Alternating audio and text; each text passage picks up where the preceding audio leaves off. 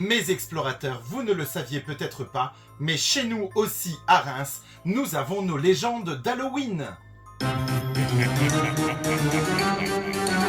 Comme partout dans le monde, nous avons nos propres légendes. Nous allons démarrer avec certainement celle qui est la plus connue autour de la cathédrale de Reims.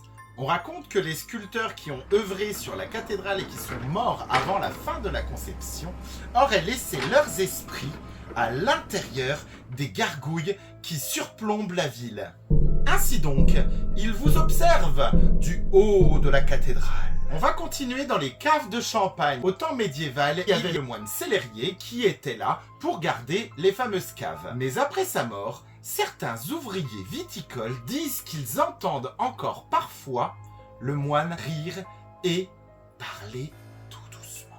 Ça lui arriverait même de faire éclater des bouteilles. Cher ami vigneron, vous la connaissez cette histoire ?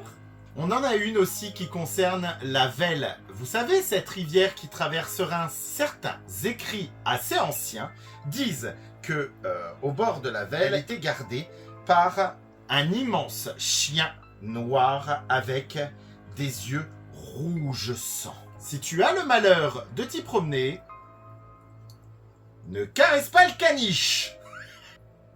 Il paraîtrait même que c'est le chien du diable. La baya, cette espèce de créature gigantesque en forme de dragon en osier que l'on promenait le jour d'Halloween afin de faire peur aux esprits. Il s'agissait là d'une procession religieuse. Et vous, chers explorateurs de Reims, avez-vous d'autres histoires à nous partager? En attendant, je termine car il semblerait qu'une sorcière ne soit pas loin. J'ai trouvé son grimoire. Je vais tester quelque chose. Il ne me reste plus qu'à vous souhaiter un super Halloween, car oui, c'est ce soir Halloween. Je vous retrouve très bientôt, les explorateurs.